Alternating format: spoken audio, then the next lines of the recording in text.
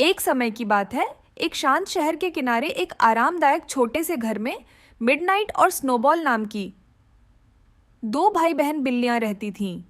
आधी रात चमकदार फर के साथ एक चिकनी काली बिल्ली थी जो चांद की रोशनी में चमकती थी, जबकि स्नोबॉल एक नरम सफ़ेद बिल्ली थी जिसकी आप कल्पना कर सकते थे। दोनों भाई बहन एक दूसरे से बहुत प्यार करते थे, लेकिन वे अपनी चंचल लड़ाइयों और पीछा करने के अंतहीन खेलों के लिए जाने जाते थे। एक धूप वाली दोपहर, आधी रात और स्नोबॉल बगीचे में खेल रहे थे, फूलों के बीच घूम रहे थे और काल्पनिक शिकार पर उछल रहे थे। अचानक मिडनाइट ने झाड़ियों में एक हलचल सुनी और हमेशा की तरह उत्सुक होकर जांच करने का फैसला किया। स्नोबॉल एक तितली के साथ व्यस्त मध्य रात्रि के भटकने पर ध्यान नहीं दिया।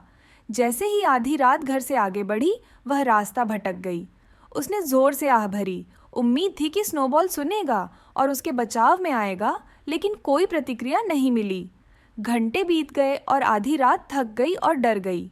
जैसे ही वह उम्मीद छोड़ने वाली थी, लिली नाम की एक दयालु और सौम्य लड़की ने उसे पा लिया।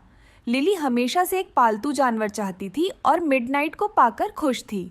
उसने धीरे से उसे उठाया और उसे घर ले गई, जहां उसने उसे खाना खिलाया, उसे नहलाया और उसे सोने के लिए एक गर्म बिस्तर दिया।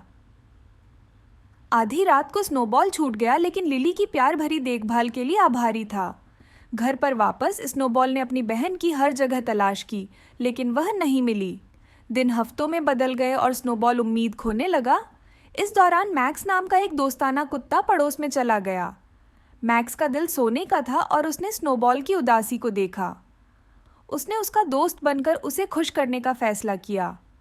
स्नोबॉल और मैक्स जल्दी ही अविभाज्य हो गए। वे एक साथ खेलते थे, भोजन साझा करते थे और एक दूसरे का साथ देते थे।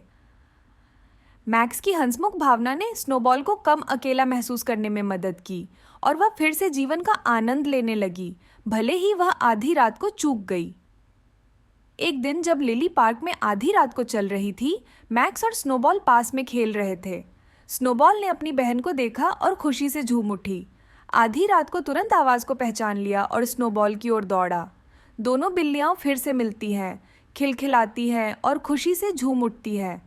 लिली ने देखा कि स्नोबॉल के साथ मिडनाइट कितनी खुश थी और उसने मिडनाइट को अपने मूल घर वापस लाने का फैसला किया और अक्सर आने का वादा किया।